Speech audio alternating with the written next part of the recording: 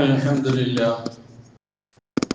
لله نحمده ونستعينه ونؤمن به ونتوكل عليه ونعوذ بالله من شرور أنفسنا ومن سيئات أعمالنا من يهده الله فلا مضل له ومن يضلل فلا هادي له وأشهد أن لا إله إلا الله وحده لا شريك له وأشهد أن محمدا عبده ورسوله أرسله بالهدى ودين الحق ليظهره على الدين كله ولو كره المشركون اللهم صل على محمد وعلى آل محمد كما صليت على إبراهيم وعلى آل إبراهيم وبارك على محمد وعلى آل محمد كما باركت على إبراهيم وعلى آل إبراهيم إنك حميد مجيد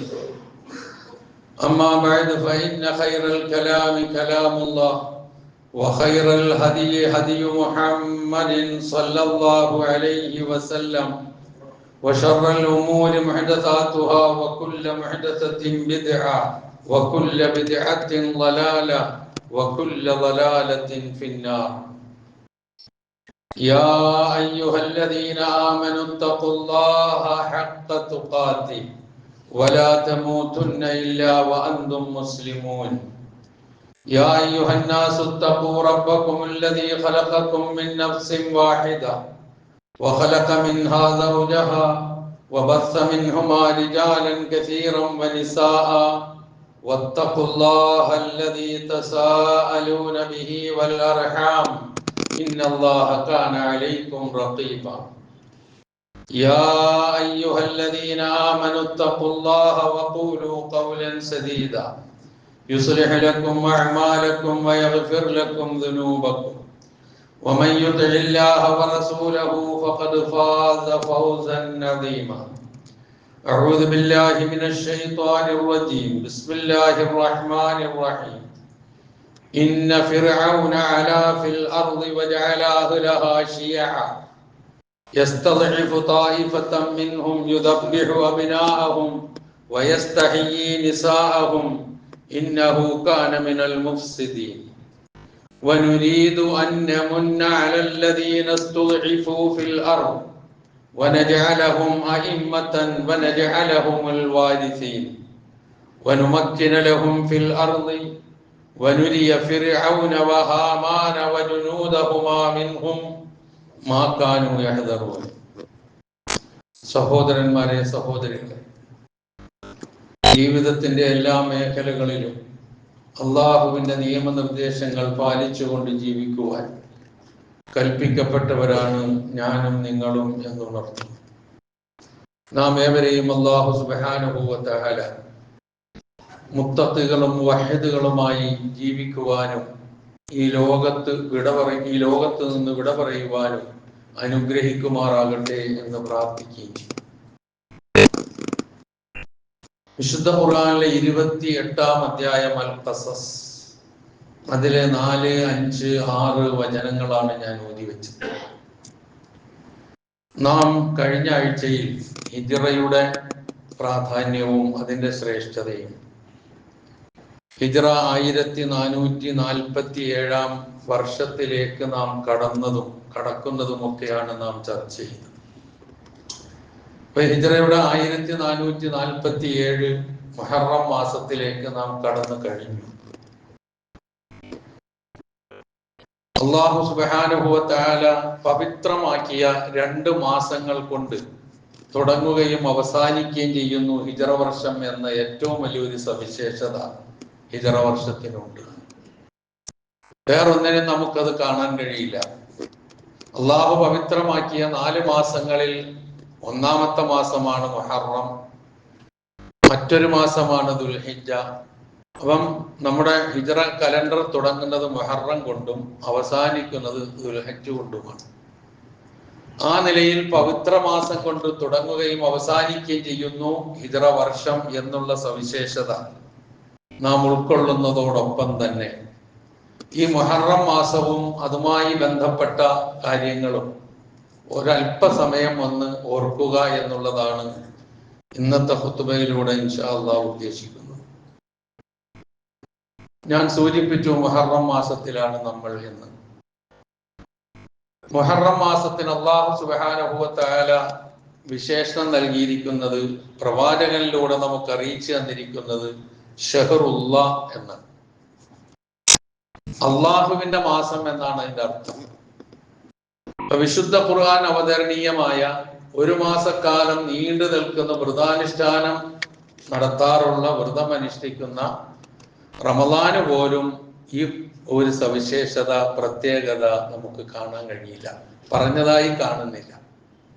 ഷഹറുല്ലാ എന്നുള്ളത് അള്ളാഹുവിന്റെ മാസം എന്ന് വിശേഷിപ്പിച്ചത് മുഹറമിനെ കുറിച്ച് മാത്രമാണ്.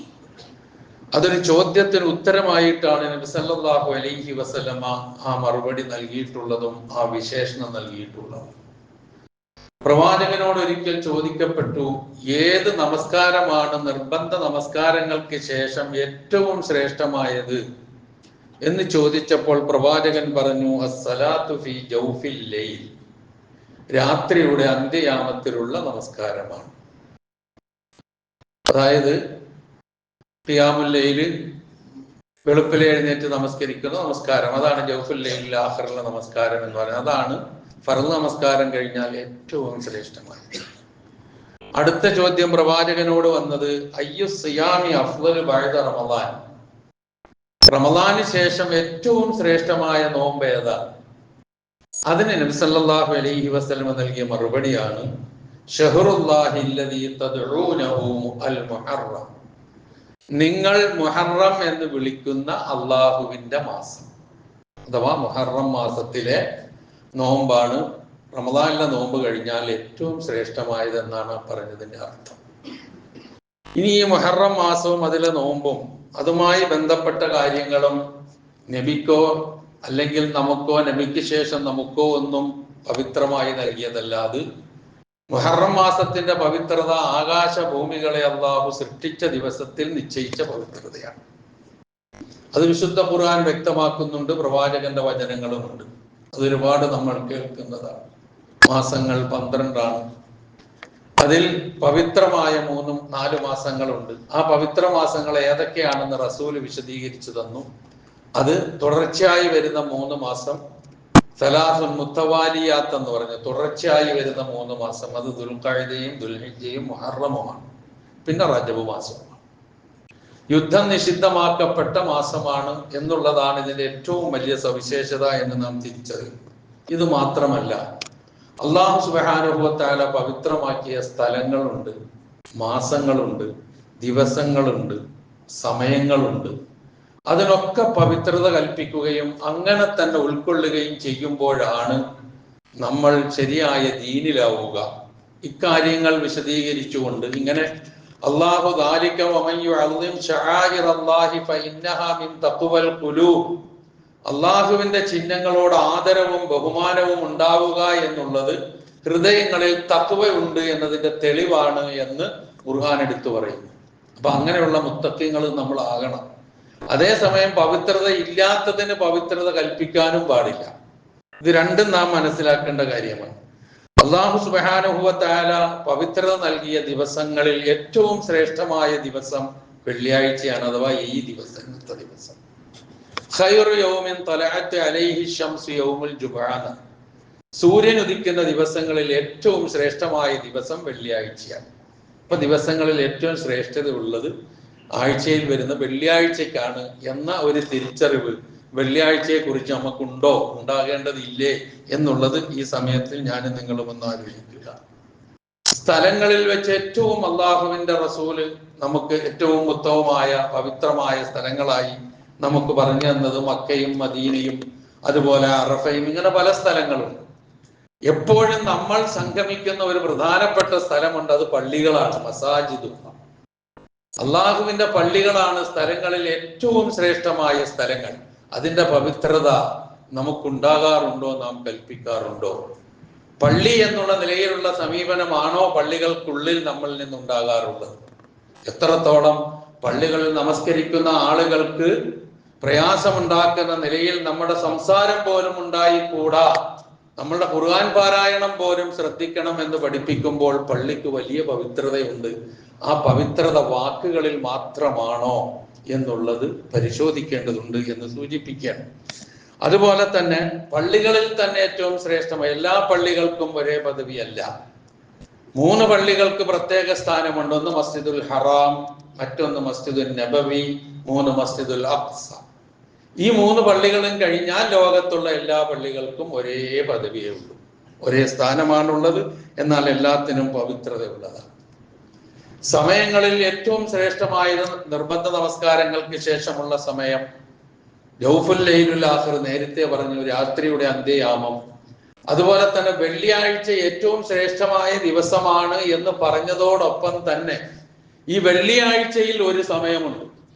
ആ സമയം ഏറ്റവും പവിത്രമാണ്, ശ്രേഷ്ഠമാണ്. അതേതാ? ഇമാമ് മിമ്പറിൽ കയറി ഇരുന്നത് മുതൽ നമസ്കാരം നിറവേറ്റി പിരിഞ്ഞു പോകുന്നത് വരെ, നിറവേറ്റപ്പെടുന്നത് വരുന്നതിന്റെ ഇടയിലുള്ള സമയം. ഇമാമ മിമ്പറിൽ കയറി ഇരുന്നു, അതിനുശേഷം ഖുതുബ കഴിഞ്ഞു, നമസ്കാരം കഴിഞ്ഞ് പോകുന്നതിന്റെ ഇടയിലുള്ള സമയമാണ്. ഏത് സമയമാണെന്ന് അറിയില്ല, ഏതോ ഒരു സമയം. ആ സമയത്ത് നമ്മൾ അള്ളാഹുവിനോട് എന്തെങ്കിലും ഒന്ന് ചോദിച്ചാൽ അതിന് ഉത്തരം കിട്ടുന്ന ആ ഇരിപ്പായിരിക്കണം വെള്ളിയാഴ്ച ഇരിക്കണ ഇരിപ്പ് എന്നൊന്നും കൂടി ഓർമ്മിപ്പിക്കുകയാണ് ഞാൻ. വെറും ഒരു ഇരിപ്പല്ല ഇത് വെള്ളിയാഴ്ച. എന്തോ ഒന്നും ഇവിടെ നടക്കുന്നു, ഞാൻ ഇവിടെ വന്നിരിക്കുന്നു, അതല്ല. ഏതോ ഒരു സമയം ഇതിൻ്റെ ഇടയിലുണ്ട്. ആ സമയത്ത് എന്താണ് മനസ്സിൽ നിന്ന് വീഴുന്നത് അള്ളാഹുവിനോട്, അത് അള്ളാഹു സ്വീകരിക്കുമെന്നാണ്. ഇങ്ങനെയുള്ള പലതുമുണ്ട്. ഇതിന്റെ ഒക്കെ പവിത്രത അതിന്റെ പൂർണ്ണമായ രൂപത്തിൽ അംഗീകരിച്ചു കൊടുക്കുകയും അത് ആർജിച്ചെടുക്കാൻ ശ്രമിക്കുകയും ചെയ്യുമ്പോഴാണ് നമ്മൾ വിശ്വാസികളുടെ ഗണത്തിൽപ്പെടുക, മുത്തഖീങ്ങളായി മാറുക എന്ന് നാം തിരിച്ചറിയുക. അള്ളാഹു ഇതിനൊക്കെയുള്ള അവസരം നമുക്ക് ഏവർക്കും പ്രദാനം ചെയ്തു തരുമാറാകട്ടെ എന്ന് പ്രാർത്ഥിക്കുക. അപ്പൊ സൂചിപ്പിച്ചുകൊണ്ട് വരുന്നത് അള്ളാഹുവിന്റെ മാസത്തെ കുറിച്ചാണ്, മുഹറം മാസം. ആ മുഹറം മാസത്തിന്റെ ഏറ്റവും ശ്രേഷ്ഠമായ ദിവസം ഏതാണെന്ന് ചോദിച്ചാൽ അത് മുഹറം 10 ആണ്. ആശുറാ എന്നാണ് അതിന് അറബിയിൽ പറയുക, മുഹറം 10. ഈ മുഹറം 10 എന്നുള്ളത് ഞാൻ നേരത്തെ സൂചിപ്പിച്ചു, നമുക്ക് മാത്രമോ പ്രവാചകന് മാത്രമോ ഉള്ളതായിരുന്നില്ല. ജാഹിലിയ്യ കാലത്ത് ഖുറൈശികൾ പോലും ഏറ്റവും ആദരവോടെ കണ്ടിരുന്ന മാസം ദിവസവുമാണ് ആശൂറ. മുഹറം 10-നാണ് ഖുറൈശികൾ നോമ്പ് അനുഷ്ഠിച്ചിരുന്നത്. ഖുറൈശികൾ മുഹറം 10-ന് അവർ കഅബയുടെ കില്ല മാറ്റിയിരുന്നു. കഅബയുടെ കില്ല എന്ന് പറഞ്ഞാൽ കഅബ കാണുന്നവർക്ക് എല്ലാവരും ഇപ്പോഴും ആ കില്ല മാറ്റുന്ന സമ്പ്രദായം ഇപ്പോഴും ഉണ്ട്. കഅബയുടെ പുറത്തിട്ടിരിക്കുന്ന ആ തുണിക്കാണ് കഅബയുടെ കില്ല എന്ന് പറയുക. ആയത്തുകളൊക്കെ എഴുതിയ, സ്വർണ്ണലിപികൾ കൊണ്ടെഴുതിയ, രേഖപ്പെടുത്തിയ ആയത്തുകളൊക്കെ ഉള്ള അതിനാണ് കില്ല എന്ന് പറയാം.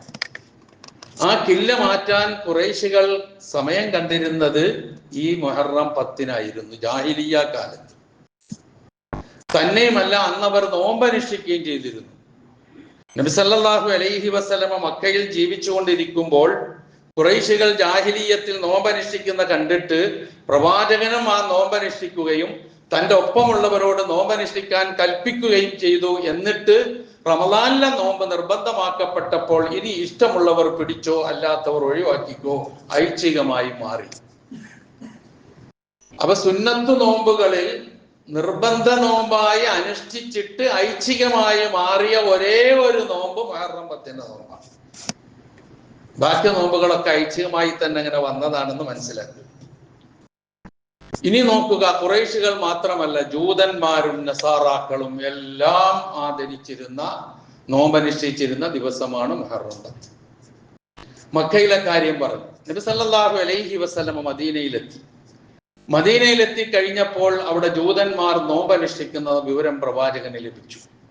അപ്പൊ പ്രവാചകൻ അവരെ വിളിച്ച് ചോദിച്ചു, നിങ്ങൾ എന്താണ് ഈ ദിവസം നോമ്പനുഷ്ഠിക്കുന്നത്? അതിന് അവർ നൽകിയ മറുപടിയാണ് ഇതിന്റെ പ്രാധാന്യത്തെ വ്യക്തമാക്കുന്നത്. നബി സല്ലല്ലാഹു അലൈഹി വസല്ലമയോട് അവർ പറഞ്ഞു, ഹാദാ യൗമുൻ അലീം, ഇതൊരു മഹത്തായ ദിനമാണ്, ഇതൊരു വമ്പിച്ച ദിവസമാണിത്. എന്താണ് ആ ദിവസത്തിന്റെ പ്രത്യേകത? അൻജല്ലാഹു ഫീഹി മൂസ വഖൗമഹു, മൂസ നബി അലൈഹി സ്വലാത്തു വസ്സലാമയെയും അദ്ദേഹത്തിന്റെ ജനതയെയും അള്ളാഹു രക്ഷപ്പെടുത്തിയ ദിവസമാണ് മുഹറം 10. ആരിൽ നിന്ന്? ഫിർഔനിൽ നിന്ന്.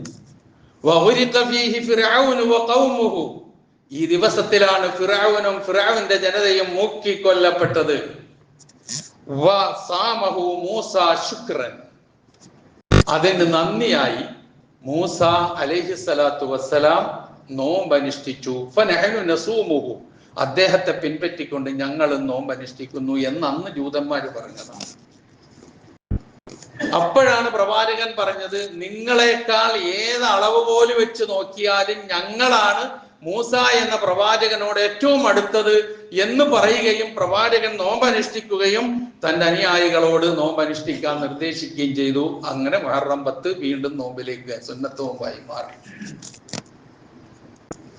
ഇനി വർഷങ്ങൾ പിന്നിട്ടു മദീനയിലെ പ്രവാചകന്റെ ജീവിതം. അങ്ങനെ നോമ്പനുഷ്ഠിച്ചു വരുമ്പോൾ ഈ ജൂതന്മാരിൽ നിന്നും ക്രിസ്ത്യാനികളിൽ നിന്നും ഒക്കെ അന്ന് അവർക്ക് നേരിടേണ്ടി വന്ന കയ്പുകൾ, ഭവിഷ്യത്തുകൾ വളരെ വലുതാണ്. ഇന്നും വലിയ മാറ്റമൊന്നും ഇല്ല. അപ്പൊ ആ ഒരു ഭവിഷ്യത്ത് വന്നു കഴിഞ്ഞപ്പോൾ, അവരുടെ ബുദ്ധിമുട്ടുകൾ വന്നു കഴിഞ്ഞപ്പോൾ പ്രവാചകന്റെ അടുക്കൽ ചെന്ന് പ്രവാചകനോട് പറഞ്ഞു, ഇത് ജൂതന്മാരും ക്രിസ്ത്യാനികളും അനുഷ്ഠിക്കുന്ന ദിവസമല്ലേ ഈ മുഹറം 10, എന്തിനാ അവർ ബഹുമാനിക്കുന്നതല്ലേ, നമ്മൾ എന്തിനാ അതിൽ നിന്നൊരു രൂപത്തിലൊരു ചോദ്യം.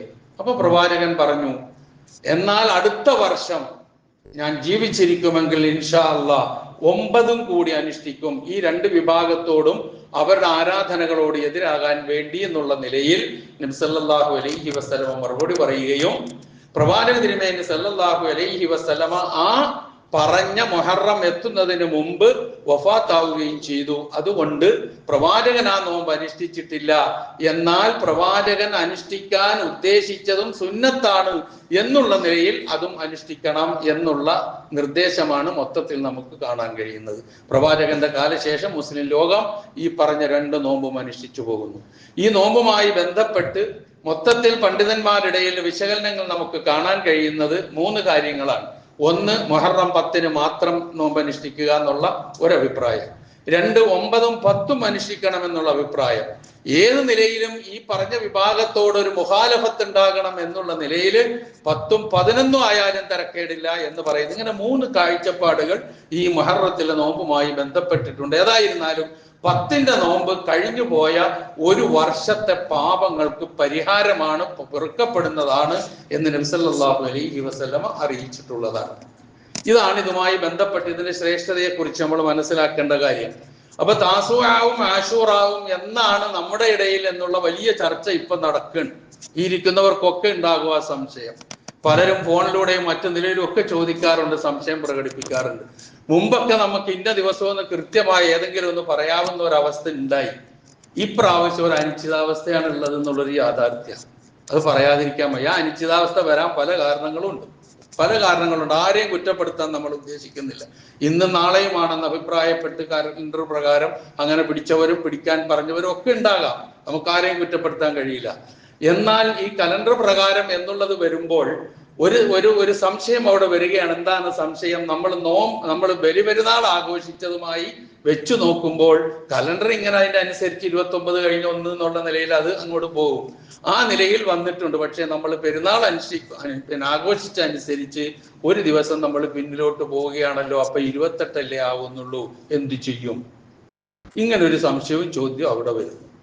അപ്പൊ ഈ 29ന്റെ അന്ന്, പിറ്റേ ദിവസം 29ന്റെ അന്ന് മാസം കണ്ട ഒരു വിഭാഗം കേരളത്തിൽ തന്നെ ഉണ്ട്. അവര് അതനുസരിച്ച് ശനിയും ഞായറും എന്ന് പ്രഖ്യാപിച്ച് മുന്നോട്ട് പോകുന്നു. 29ന് മാസം കണ്ടതായി വിശ്വാസയോഗ്യമായ തെളിവുകളൊന്നുമില്ല. അതുകൊണ്ട് നോമ്പ് ഞായറും തിങ്കളും 9ഉം 10ഉം എന്ന് പ്രഖ്യാപിച്ചു പോകുന്ന രൂപമുണ്ട്. ഇതാണ് നമ്മുടെ മുമ്പിലുള്ള അവസ്ഥ. ഇവിടെ നിന്ന് ഞാൻ ഏത് ദിവസമെന്ന് ഞാൻ നിങ്ങളോട് പറയാം. അതാണ് എനിക്ക് ചോദിക്കാനുള്ളത്. അത്രേ ഉള്ളൂ. കാരണം ഞാൻ ഏതെങ്കിലും ഒന്ന് പറഞ്ഞു കഴിഞ്ഞാൽ അതിന്റെ അപ്പുറമുള്ളവർ വേറൊരു കോലത്തിലായിരിക്കും വരിക. അതുകൊണ്ട് ഇതാണ് അവസ്ഥ എന്ന് മാത്രം തൽക്കാലം ഞാൻ പറഞ്ഞു വെക്കുന്നു. ഇനി എന്താണ് ഓരോരുത്തരും തീരുമാനിക്കുക. അള്ളയാണ് നമ്മളുടെ മനസ്സറിയുക. കൂലി നൽകുന്നത് അവനാണ്, വിട്ടേക്കവനിലേക്ക്. അത്രേ ഉള്ളൂ എനിക്കതിനെ കുറിച്ച് പറയാനുള്ളത്.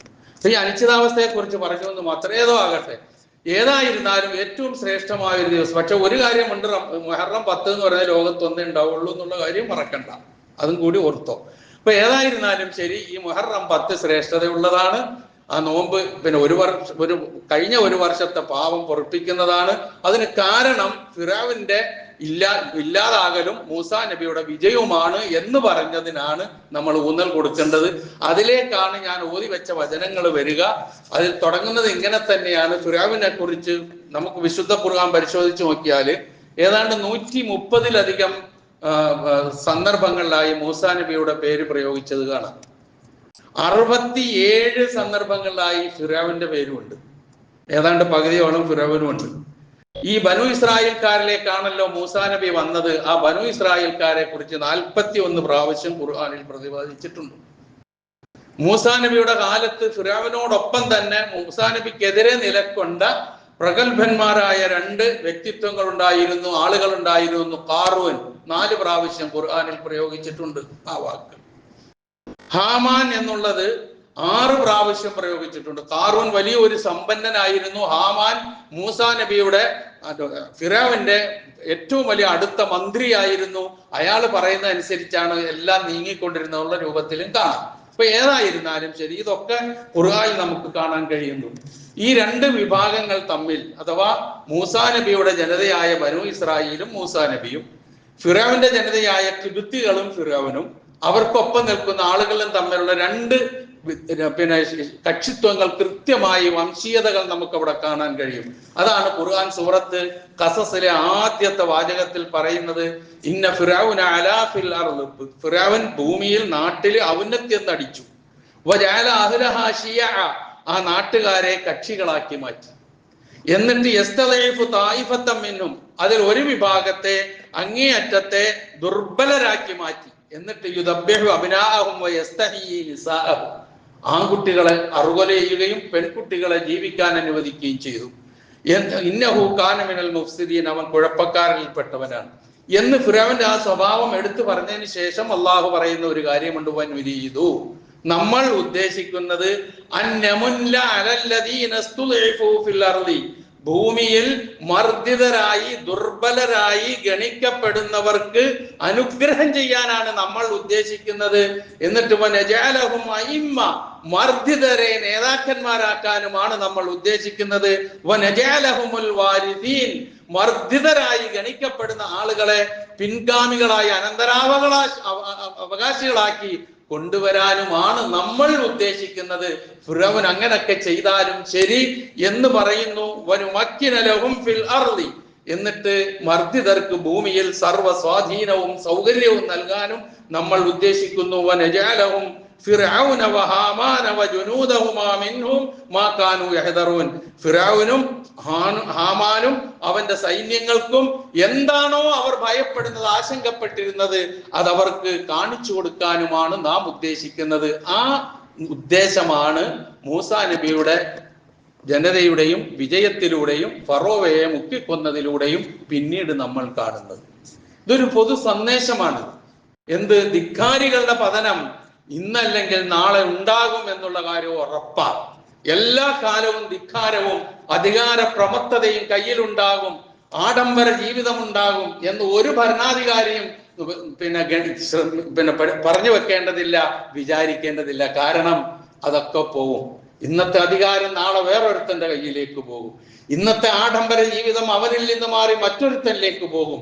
അതുകൊണ്ട് അധികാരം എന്ന് പറയുന്നത്, ധിക്കാരം എന്ന് പറയുന്നത് ശാശ്വതമാണ് എന്ന് ഒരാളും മനസ്സിലാക്കണ്ട എന്നുള്ള വ്യക്തമായ സന്ദേശം. പക്ഷേ സമയം പിടിക്കും.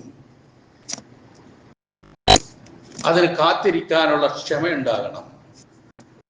അതാണ് മൂസാ നബിയുടെ ചരിത്രം പറഞ്ഞത്. എന്തെല്ലാം ചെയ്തു മൂസാ നബി അലൈഹിസ്സലാത്തു വസ്സലാം? ഒരുപാട് ഉപദേശിച്ചു, ഒരുപാട് ദൃഷ്ടാന്തങ്ങൾ കാണിച്ചു കൊടുത്തു. എന്തൊക്കെയാണ്, എത്ര സ്ഥലങ്ങളിലാണ്, ഞാൻ കഥയിലേക്കൊന്നും പോകുന്നില്ല. അതിനൊക്കെ പകരം ചെയ്തത് എന്താ? അവരെ മോശമായി അങ്ങേയറ്റത്തെ മർദ്ദനങ്ങളും പീഡനങ്ങളും അഴിച്ചുവിടലായിരുന്നു. എന്തിനേറെ തന്റെ മുമ്പിൽ ജാലവിദ്യ കാണിച്ച് പരാജയപ്പെട്ട ഫിറഔന്റെ സാഹിറുകൾ വിശ്വാസം പ്രകടിപ്പിച്ചപ്പോൾ അവരെ ഭീഷണിപ്പെടുത്തി കൊല്ലും എന്ന് ഭീഷണിപ്പെടുത്തിയാണ് ഫറോവ ചെയ്തത്. തന്നെയല്ല, അന റബ്ബുക്കുമുൽ അഅ്ല, ഞാൻ നിങ്ങളുടെ ഉന്നതനായ റബ്ബാണ്.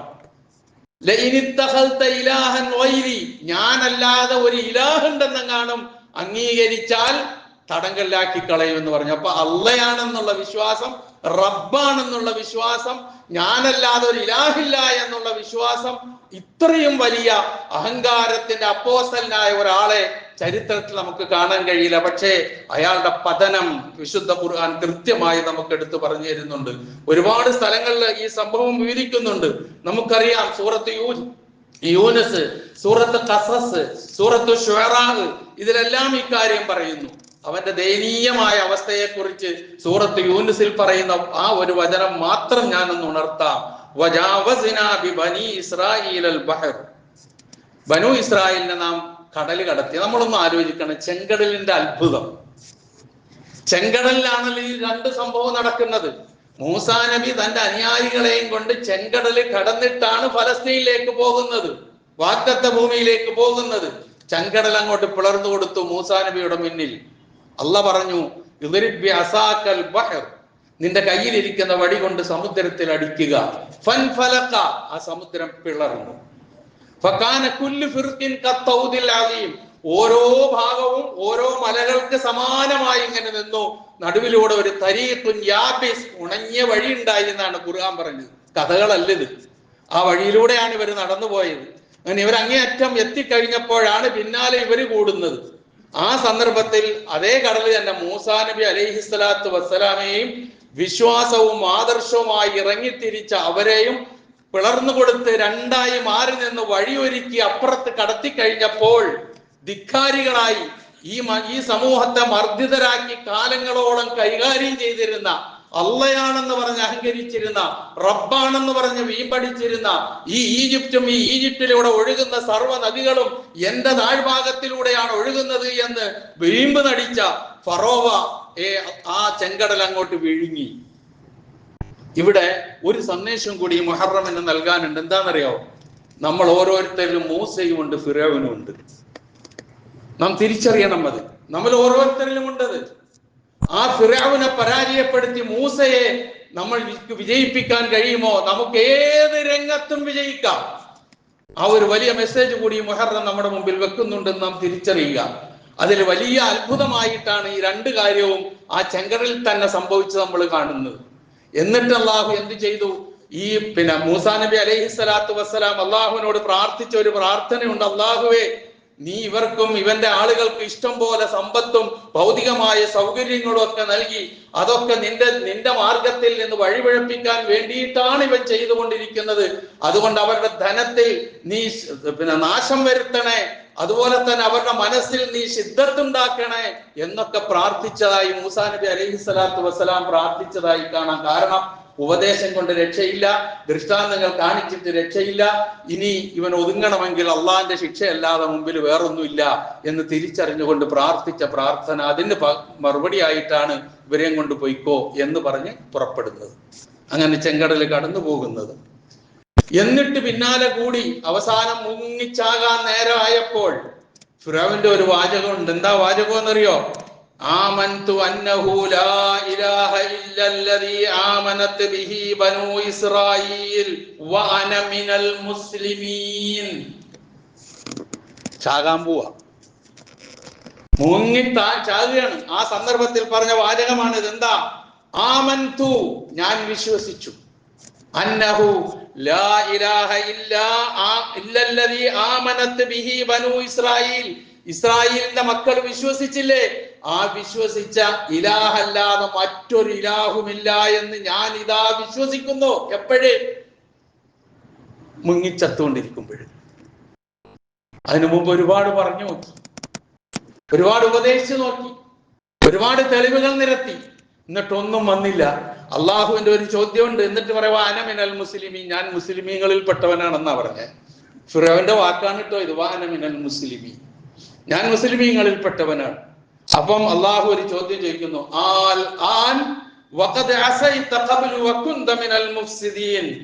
ഇതിനൊക്കെ എത്രയോ അവസരം നിനക്ക് കിട്ടിയിരുന്നു, ഇപ്പോഴാണോ നിനക്ക് വിശ്വസിക്കാൻ നേരം കിട്ടിയത്? വകുന്ത മിനൽ മുഫ്സിദീൻ, നീ കുഴപ്പക്കാരിൽപ്പെട്ടവനാണ് എന്ന് അള്ളാഹു മറുപടി പറയുകയും ചെയ്തു. മരിച്ചു മുങ്ങി, അറിയാലോ ചരിത്രം. എന്നിട്ട് അള്ളാഹു പറഞ്ഞു, فَالْيَوْمَ نُنَجِّيكَ بِبَدَنِكَ لِتَكُونَ لِمَنْ خَلْفَكَ آيَةً وَإِنَّ كَثِيرًا مِنَ النَّاسِ عَنْ آيَاتِنَا لَغَافِلُونَ. അതായത് പിന്നെ നിന്റെ ശരീരത്തെ നാം രക്ഷപ്പെടുത്തും. നിന്നെ അങ്ങോട്ട് അഴുകിക്കളയാൻ സമ്മതിക്കൂല. വെള്ളത്തിൽ പോയാൽ അങ്ങനെയാണല്ലോ സാധാരണ സംഭവിക്കുക. അവന്റെ ഒപ്പം പലരും ഉണ്ടായി, അവനൊഴിച്ച് ബാക്കിയെല്ലാം ആ കോലത്തിലായി. ഇതങ്ങനെ അള്ളാഹു വിട്ടില്ല.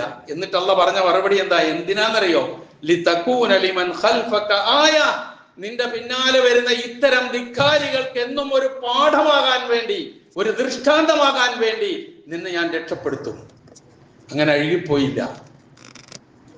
അതാണ് ഫറോവ എന്നും കാണത്തക്ക നിലയിൽ, മൂസാ നബിയുടെ കാലത്ത് ജീവിച്ചിരുന്ന ഫറോവ എന്നും കാണത്തക്ക നിലയിൽ മ്യൂസിയത്തില് പ്രദർശിപ്പിക്കപ്പെട്ടിരിക്കുന്നത് എന്ന് നമുക്ക് എല്ലാവർക്കും അറിയാം. ഈജിപ്റ്റൊക്കെ മ്യൂസിയം സന്ദർശിച്ച ആൾക്കാർക്കൊക്കെ അതിപ്പോ ഓർമ്മ വരുന്നുണ്ടാവുന്നത്. ഏതോ ആകട്ടെ, ഈ ഒരു ദയനീയമായ പതനം, ധിക്കാരത്തിന്റെ പതനം, അഹങ്കാരത്തിന്റെ പതനം, അധികാര പ്രമത്തതയുടെ പതനം, ആ പതനം കണ്ട ദിവസമാണ് മുഹറം 10. അതുകൊണ്ടാണ് മൂസാ നബി അലൈഹിസ്സലാത്തു വസ്സലാം നന്ദിയായിട്ട് നോമ്പ് അനുഷ്ഠിച്ചു. ആ നോമ്പ് തുടർന്ന് അനുഷ്ഠിക്കാൻ പ്രവാചക തിരുമേനി സല്ലല്ലാഹു അലൈഹി വസല്ലമ നമ്മളോട് നിർദ്ദേശിച്ചു. ഇത്ര പവിത്രമായ, ചരിത്രമുറങ്ങുന്ന, വിജയം കൊയ്തെടുത്ത, ഒരുപാട് വിജയങ്ങളുടെ മാസമായ, സത്യത്തിനും ധർമ്മത്തിനും നീതിക്കും സത്യവിശ്വാസത്തിനും ഒക്കെ വിജയം കൈവരിക്കാൻ കഴിഞ്ഞ ഈ മാസം, ആ മാസത്തിലെ മുഹറം 10, ഇത്രയും ശ്രേഷ്ഠമായ ഈ നാളിനെ നമുക്കെങ്ങനെയാണ് കൊള്ളരുതാത്ത നാളാക്കി കാണാൻ കഴിയും? അതാണ് രണ്ടാമതിനെ കുറിച്ച് നമ്മൾ ഇതോടൊപ്പം ചിന്തിക്കേണ്ട ഒരു കാര്യം. ഒരിക്കലും നമുക്ക് അങ്ങനെ കാണാൻ കഴിയില്ല. അങ്ങനെ വിശ്വസിക്കുന്നത് അഹ്ലുസ് സുന്നത്തിന്റെ അഖീദയ്ക്ക് വിരുദ്ധമാണ്. അത് ഷിയാക്കൾ ഉണ്ടാക്കിയ ആചാരമാണത്. ഷിയാക്കളാണ് ഇസ്ലാം മതത്തിൽ ഒരുപാട് വ്യക്തിപൂജ, വീരാരാധന, ഖബറാരാധന തുടങ്ങി എന്തൊക്കെയുണ്ടോ അത് മുഴുവനും കൊണ്ടുവന്ന ആ ഒരു വിഭാഗമാണ്. അത് നമുക്ക് എന്തിനാ ദത്തെടുക്കേണ്ട ആവശ്യം നമുക്കില്ല. അവരിത് പറയാൻ കാരണം നമുക്കറിയാം. ഹിജറ 61-ാം വർഷം മുഹറം 10-ന് കർബലയിൽ വെച്ച് നബി സല്ലല്ലാഹു അലൈഹി വസല്ലമയുടെ പേരക്കിടാവായിരുന്ന ഹുസൈൻ റളിയല്ലാഹു അൻഹുവിനെ, ഫാത്തിമ റളിയല്ലാഹു അൻഹയുടെ പുന്നാര മകനായിരുന്ന ഹുസൈൻ റളിയല്ലാഹു അൻഹുവിനെ, അലി ഇബ്നു അബീ താലിബ് റളിയല്ലാഹു അൻഹുവിന്റെ മകനായിരുന്ന ഹുസൈൻ റളിയല്ലാഹു അൻഹുവിനെ കർബലയിൽ വെച്ച് കൊന്നു. അതിനുശേഷമാണ് ഇങ്ങനെ ഒരു ചിന്ത വരാൻ തുടങ്ങിയത്. കാരണം അന്ന് മുമ്പേ ഷിയഅത്തു അലി റളിയല്ലാഹു അൻഹുവിനോടുള്ള ഒരു പ്രത്യേക സ്നേഹവും താല്പര്യവും വെച്ചു പുലർത്തിയ വിഭാഗം അതൊരു വിഷയമാക്കി അങ്ങോട്ട് മാറ്റി. അതിനും ഊന്നൽ കൊടുത്തതും പിന്തുണ നൽകിയതും കുത്തിത്തിരിപ്പുണ്ടാക്കിയതും ഭിന്നിപ്പുണ്ടാക്കിയതും ഒക്കെ ഒരു ജൂതനാണ്, അബ്ദുല്ലാഹ് ഇബ്നു സബ. മുസ്ലിം വേഷധാരിയായി മുസ്ലിമീങ്ങളുടെ ഇടയിൽ, സഹാബത്തിന്റെ ഇടയിൽ കടന്നു വന്ന് കുത്തിത്തിരിപ്പുണ്ടാക്കി നബിയുടെ കുടുംബത്തോട് അങ്ങേയറ്റം സ്നേഹം വേണ്ടത് ഇങ്ങനെയാണ്, അബൂബക്കറും ഉമറും ഉസ്മാനും ഒക്കെ അധികാരം തട്ടിയെടുത്തതാണ്, ശരിക്കും അധികാരം കിട്ടേണ്ടത് അലിക്കാണ് എന്ന് പറഞ്ഞുകൊണ്ട് ഉണ്ടാക്കിക്കൊണ്ടുവന്ന ഒരു വലിയ ഒരു തത്വമാണ് ഈ പറയുന്നത്. അതിലൂടെയാണ് ഇതൊക്കെ വരുന്നത്. ഒരാള് വധിക്കപ്പെട്ടു ഒരു യുദ്ധത്തിൽ എന്നുള്ളത് കൊണ്ട് അതിന് അസ്പൃശ്യത കാണിച്ചാൽ റമദാൻ 17-ന് അസ്പൃശ്യത കാണിക്കണ്ടേ? റമദാൻ 17-ന് ബദരീങ്ങൾ 13 പേര് മരിച്ചില്ലേ, രക്തസാക്ഷികളായില്ലേ? അങ്ങനെ ചരിത്രത്തിൽ ഒരുപാടില്ലേ നമ്മുടെ മുമ്പിൽ? അതൊന്നുമല്ല. അപ്പൊ ഇത് നമ്മുടെ അഖീദയുമായി ബന്ധപ്പെടുന്ന കാര്യമല്ല. മുഹറം മാസത്തില് ഇപ്പൊ ആകെ നമുക്കൊക്കെ ഒരു സമാധാനം ഉള്ളത് മുഹറം 10 വരെ കല്യാണം ഉണ്ടാവില്ല. ഒരു വലിയ സമാധാനം, ഇല്ലെങ്കിൽ ഒരു രക്ഷ ഉണ്ടാവില്ല. അതൊരു വലിയ സമാധാനം നമ്മുടെ മുമ്പിൽ. എന്താ കാരണം? മുഹറം 10 കഴിയാ കല്യാണം പറ്റൂല, വീട് കൂടല് പറ്റൂല, കട ഉദ്ഘാടനം ചെയ്യാൻ പറ്റൂല, യാത്ര പറ്റൂല, ഇതൊന്നും പറ്റൂല. എവിടെങ്കിലും തടഞ്ഞിരുന്നോണം. ഇത് എവിടെ നിന്നുള്ള ഇസ്ലാമാണെന്ന് നമുക്ക് മനസ്സിലാവണില്ല. ഈ അശുഭ ലക്ഷണം, അസ്പൃശ്യത കൽപ്പിക്കുക എന്നുള്ളത് ഇസ്ലാമുമായി ബന്ധപ്പെട്ട കാര്യമേ അല്ല. അതാണ് നമ്മൾ മനസ്സിലാക്കേണ്ടത്. ആ നിലയിൽ മുഹറത്തിനോട് കാണിക്കുന്ന, മുഹറ ഏറ്റവും പവിത്രമായ മാസമാണ്, ഏറ്റവും പവിത്രമായ ദിവസങ്ങളാണ്, വിജയങ്ങളുടേതാണ് എന്ന് കൃത്യമായി ബോധ്യപ്പെടുന്ന നമ്മെ സംബന്ധിച്ചിടത്തോളം അത്തരം കാഴ്ചപ്പാടുകളെ മാറ്റി നിർത്തേണ്ടടുത്ത് മാറ്റി നിർത്തി നമ്മൾ മുന്നോട്ട് പോവുക. ഏതായിരുന്നാലും വലിയ ഒരു അവസ്ഥയിൽ നിന്ന് കുറെയൊക്കെ ചേഞ്ച് ഇപ്പോൾ ഉണ്ടായിട്ടുണ്ട്. എന്നാലും പൂർണ്ണമായി അത് മാറിയെന്ന് പറയാനാകില്ല. കാരണം ഇങ്ങനെ കുറച്ച് കിടക്കും മനസ്സിൽ എപ്പോഴും. മുഹറ അല്ലേ, അങ്ങനെ ഒരു ചിന്ത പെട്ടെന്ന് വരും. ചൊവ്വാഴ്ച അല്ലേ, അങ്ങനെ ഒരു ചിന്ത വരും. ഇപ്പൊ പൂച്ച കണ്ടാലോ സംഗതി പോയി. ഒരു പൂച്ച കുറുക്കിയാടിയ നമുക്ക് അശുഭ ലക്ഷണമാണ്, പോവില്ല. ചൈനക്കാർക്കാണെങ്കിൽ പൂച്ച ഏറ്റവും നല്ല സാധനമാണ് അവർക്ക്. അതിനെ കനി കണ്ടാലേ അവർക്ക് യാത്ര വരുള്ളൂ. ഒന്ന് ആലോചിച്ച് നോക്ക്. ഒരേ സൃഷ്ടി, അള്ളാന്റെ ഒരേ സൃഷ്ടി പൂച്ച. നമുക്ക് കുറുക്കി ആടിയാൽ അശുഭ ലക്ഷണം. യാത്ര പറ്റൂല, ഹജ്ജിനാണെങ്കിൽ പോലും പോകാൻ കഴിയൂല, എത്ര പൈസ മുടക്കിയ ടിക്കറ്റ് എടുത്താണെങ്കിലും പറ്റൂല. അതേസമയം ചൈനക്കാർക്ക് പൂച്ചയെ കണ്ടാലേ അവരുടെ യാത്ര സുഗമമാവുകയുള്ളൂ. ഒറ്റ ജീവി, രണ്ട് ചിന്ത. ഇതെവിടുന്ന് വന്നു? ഇതാണ് മനുഷ്യൻ ഉണ്ടാക്കുന്ന കുറെ കാര്യങ്ങളുണ്ട്, അതിൽ പെട്ടതാണ് ഇതൊക്കെ. അതുകൊണ്ട് മുഹറം മാസത്തിന് ഒരസ്പൃശ്യതയും ആരും കാണേണ്ടതില്ല, ഒരശുഭ ലക്ഷണമായി വിചാരിക്കേണ്ടതില്ല. ഏറ്റവും പവിത്രമായ നാളുകളാണ്. പവിത്രമായ നാളായതുകൊണ്ടാണ് അത് വർഷം തുടങ്ങിയത്, പവിത്രമായ നാളുകൊണ്ടാണ് വർഷം അവസാനിപ്പിക്കുന്നത്. ഇതിലും വലിയ സന്തോഷം എന്താ നമുക്ക് ഉണ്ടാകേണ്ടത്? അള്ളാഹു സുബ്ഹാനഹു വ തആല ഹഖ് ഹഖായി മനസ്സിലാക്കി ജീവിതത്തിൽ പകർത്താനും ബാത്തില് ബാത്തിലായി തിരിച്ചറിഞ്ഞ് ജീവിതത്തിൽ നിന്ന് അകറ്റി നിർത്താനുമുള്ള സർവ്വ തൗഫീഖും നമുക്ക് ഏവർക്കും അള്ളാഹു പ്രദാനം ചെയ്തു തരുമാറാകട്ടെ.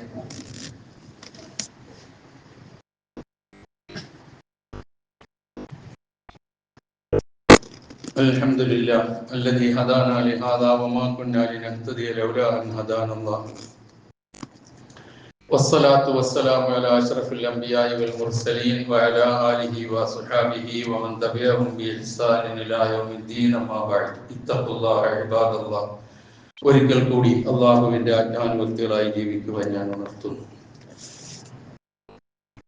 നമ്മളൊക്കെ ആരോഗ്യമുള്ളവരായി ഇങ്ങനൊക്കെ ജീവിക്കാൻ അള്ളാഹു തൗഫീഖ് നൽകുന്നു. എങ്ങനെ അള്ളാഹുവിനെ സ്തുതിക്കാതിരിക്കാൻ കഴിയും? അൽഹംദുലില്ലാഹ്. ഒരിക്കലും എൻ്റെ സഹോദരീ സഹോദരന്മാരോട് ഞാൻ ഉൾപ്പെടെ നമുക്ക് ഓർക്കാനും പറയാനുള്ളത്, ആരോഗ്യം ശരീരത്തുള്ളത് ഒരു നിസ്സാരമായി കാണരുത്. രോഗങ്ങൾ വന്ന് പിടികൂടുമ്പോഴാണ് അതിൻ്റെ വില നമ്മൾ അറിയുക. നമ്മളുടെയൊക്കെ ഇടയിൽ തന്നെ എത്രയോ രോഗികൾ, നമ്മളുടെ ഒപ്പം നടന്നിരുന്ന ആൾക്കാർ നമ്മൾക്കിപ്പം ഒപ്പം കിട്ടുന്നില്ല. കാരണം അവർക്ക് നമ്മളുടെ ഒപ്പം നടക്കാൻ കഴിയണില്ല, ഒരു കാര്യത്തിന് വിളിച്ചാൽ എത്തിച്ചേരാൻ പറ്റണില്ല. ഇങ്ങനെയൊക്കെ എത്രയോ കാര്യങ്ങളാണ് നമ്മൾ കാണുകയും കേൾക്കുകയും ചെയ്യുന്നത്. ഒരു കാര്യം, അള്ളാഹുവിനോട് എപ്പോഴും അവന്റെ നല്ല അവസ്ഥ നമ്മുടെ ജീവിതത്തിൽ നിലനിന്ന് കിട്ടുവാൻ, ആരോഗ്യത്തോടു കൂടി ജീവിച്ചു പോകാൻ, സിഹത്തും ആഫിയത്തും. റസൂൽ സല്ലല്ലാഹു അലൈഹി വസല്ലമയോട് സഹാബത്ത് വന്ന് എന്നോട് ഉപദേശിക്കുമെന്ന് പറയുമ്പോൾ പല ഉപദേശങ്ങളും പല സന്ദർഭങ്ങളിലും നൽകിയതിൽ റസൂൽ സല്ലല്ലാഹു അലൈഹി വസല്ലം പറഞ്ഞു, അള്ളാഹുവിനോട് ആഫിയത്ത് ചോദിക്കണമെന്ന്. സൗഖ്യം, പ്രയാസമില്ലാതെ ജീവിച്ചു പോവുക, ആരോഗ്യത്തോടു കൂടി പോവുക.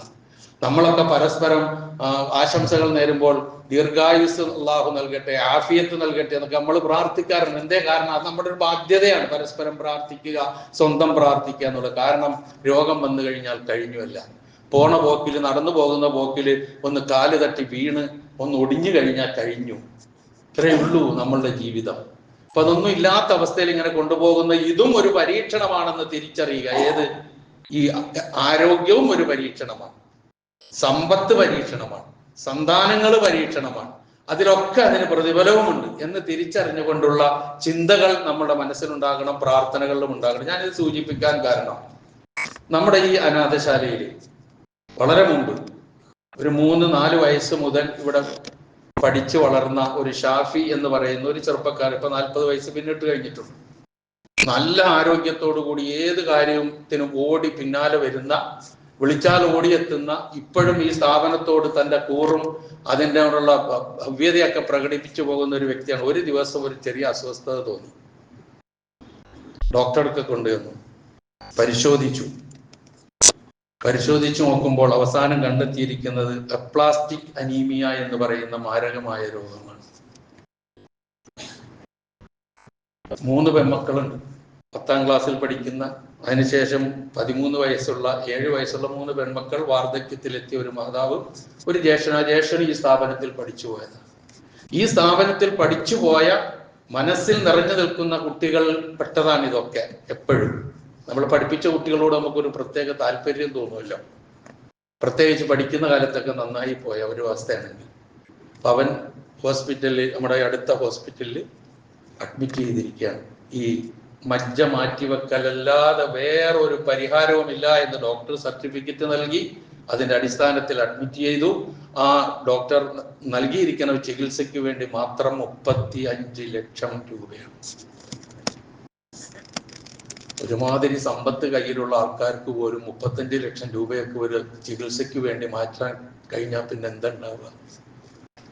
അപ്പൊ അല്ലലില്ലാതെ കുടുംബം നോക്കി ജോലി ചെയ്ത് ജീവിച്ചുകൊണ്ടിരിക്കുന്ന ഒരു ചെറുപ്പക്കാരനാണ്. അവനെ സഹായിക്കണം, അവന് വേണ്ടി പ്രാർത്ഥിക്കണം. അതാണ് എനിക്ക് നിങ്ങളോട് സൂചിപ്പിക്കാനുള്ള ഒരു പ്രധാന കാരണം. ഇന്ന് നമ്മൾ അവന് വേണ്ടി ഒരു കളക്ഷൻ നടത്തുക. എത്ര ഉണ്ടാവുമെന്നൊന്നും എനിക്കറിയില്ല. പക്ഷേ ഇന്നത്തെ കളക്ഷൻ സാധാരണ പോലെ നിങ്ങൾ കാണരുത്. ഇൻ കേസ് ആർക്കെങ്കിലും ഇന്ന് ചെയ്യാൻ കഴിയുന്നെങ്കിൽ എന്ത് ചെയ്യാൻ കഴിയുമോ വിവരം അറിയിച്ചാൽ അതെങ്ങനെ എത്തിക്കണം എന്നുള്ള വിവരമൊക്കെ ഇൻഷാ അല്ലാഹ് തരാം. ഏതായിരുന്നാലും ഇന്നൊരു പൊതു കളക്ഷൻ ആ പയ്യന് വേണ്ടി നടത്തുക. ഓൾറെഡി ഹോസ്പിറ്റലിൽ അഡ്മിറ്റ് ചെയ്ത് കഴിഞ്ഞു. 2 ദിവസമായി ചികിത്സ തുടരുകയാണ്. ഒരു 8 ദിവസം കഴിയുമ്പോൾ ഇത് കയറ്റാൻ തുടങ്ങും. മകളുടെ കിട്ടി, അതാണ് ഏറ്റവും വലിയ ഭാഗ്യം. മാച്ച് ചെയ്യുന്നത് അന്വേഷിച്ച് നടന്ന അവസാനം ഈ മൂത്ത മകളുടെ തന്നെ മാച്ചാകും എന്ന് ഡോക്ടർ കണ്ടെത്തിയിട്ട് ആ മകളുടേതാണ് കൊടുക്കുന്നത്. 15 വയസ്സേ ഉള്ളൂ, SSLC പഠിക്കുകയാണ് കുട്ടി. ഇതൊക്കെയാണ് അവസ്ഥ. ഇതൊന്നും ഇല്ലാതെ നമ്മളിങ്ങനെ ഓടി നടക്കുമ്പോൾ എന്തൊക്കെയാണ് ഈ മജ്ജയുടെ ഉള്ളിൽ അല്ലെങ്കിൽ ശരീരത്തിന്റെ ഉള്ളിൽ അള്ളാഹു ആയാലും എപ്പോഴാണ് അറിയില്ല ഒരു തലചുറ്റൽ വരുന്നു, വീണു പോകുന്നത്. ഇതൊക്കെയാണ് അവസ്ഥ. അതുകൊണ്ട് ഇങ്ങനെയുള്ള കാര്യങ്ങൾ വളരെ നമ്മളെ ചിന്തിപ്പിക്കേണ്ടതുണ്ട് എന്ന് ഈ സന്ദർഭത്തിൽ ഓർമ്മിപ്പിക്കുകയാണ്. അള്ളാഹു സുബ്ഹാനഹു വ തആല അങ്ങനെയുള്ള എല്ലാ പരീക്ഷണങ്ങളിൽ നിന്നും പ്രയാസങ്ങളിൽ നാം ഏവരെയും കാത്തുരക്ഷിക്കുമാറാകട്ടെ. ഈ ചികിത്സയ്ക്ക് വിധേയനാകുന്ന ഷാഫിക്ക് അതിന്റെ എഫക്റ്റ് പൂർണ്ണമായി ഉണ്ടാകാനും പൂർണ്ണ സിഹത്തോടും ആഫിയത്തോടും കൂടി നമ്മളോടൊപ്പം ഇനിയും ജീവിക്കാനും അള്ളാഹു തൗഫീക്ക് നൽകുമാറാകട്ടെ എന്ന് നമുക്ക് പ്രാർത്ഥിക്കാം. നിങ്ങളൊക്കെ അവന് വേണ്ടി പ്രാർത്ഥിക്കണം. വളരെ വിനയത്തോടു കൂടി ഞാൻ നിങ്ങളോട് അഭ്യർത്ഥിക്കണം. അത്ര ഇഷ്ടമുള്ള ഒരു പയ്യനാണ്, അതുകൊണ്ടാണ് ഞാനിത് പറയുന്നത്. അതുപോലെ തന്നെ നമ്മളിൽ നിന്ന് ഇന്ന് നമ്മുടെ അസ്ലം സേട്ട് എന്ന് പറയുന്നത് എല്ലാവർക്കും അറിയാം. അദ്ദേഹം ഇങ്ങനെ നടന്നു പോകുന്ന പോക്കിൽ വീണ് ഇടുപ്പല്ല് പൊട്ടി അദ്ദേഹം ചികിത്സയിലാണ്. പ്രാർത്ഥിക്കാൻ ആവശ്യപ്പെട്ടിട്ടുണ്ട്. അല്ലാഹു സുബ്ഹാനഹു വ തആല അദ്ദേഹത്തിന് സിഹത്തും ആഫിയത്തും നൽകുമാറാകട്ടെ. അങ്ങനെയുള്ള പ്രയാസങ്ങളിൽ നാം ഏവരെയും അല്ലാഹു കാത്തുരക്ഷിക്കുമാറാകട്ടെ. അതുപോലെ തന്നെ ഇന്ന് ഓപ്പറേഷന് വിധേയാകുന്ന ഒരു സഹോദരിക്ക് വേണ്ടി പ്രാർത്ഥിക്കാൻ ആവശ്യപ്പെട്ടിട്ടുണ്ട്. അല്ലാഹു സുബ്ഹാനഹു വ തആല സഹോദരിയുടെ ഓപ്പറേഷൻ വിജയപ്രദമാക്കി കൊടുക്കുമാറാകട്ടെ. ഇങ്ങനെ പലരുടെയും പേര് പറയാൻ ഞാൻ ഉദ്ദേശിക്കുന്നത്. പക്ഷേ അസ്ലം സേട്ടിന്റെ പേര് ഞാൻ പരാമർശിക്കാൻ കാരണം നമ്മളൊക്കെ ആയിട്ട് വളരെ ബന്ധമുള്ള ഒരാളാണ്. അതുകൊണ്ടാണ്, നിങ്ങളൊക്കെ അറിയുന്ന ആളാണ്. അപ്പൊ അറിയുന്ന ഒരാളിന് വേണ്ടി പ്രാർത്ഥിക്കുമ്പോൾ അത് വേറൊരു രൂപത്തിലാണ്. അതുകൊണ്ടൊന്ന് ഓർമ്മിപ്പിച്ചു എന്ന് മാത്രമേ ഉള്ളൂ. ഏതായിരുന്നാലും ഇങ്ങനെ രോഗചെയ്യയിൽ കഴിയുന്ന പ്രയാസങ്ങൾ അനുഭവിക്കുന്ന എല്ലാവരുടെ രോഗങ്ങളെയും പ്രയാസങ്ങളെയും അള്ളാഹു ദൂരീകരിച്ചു കൊടുക്കുമാറാകട്ടെ, ശിഫയാക്കി കൊടുക്കുമാറാകട്ടെ.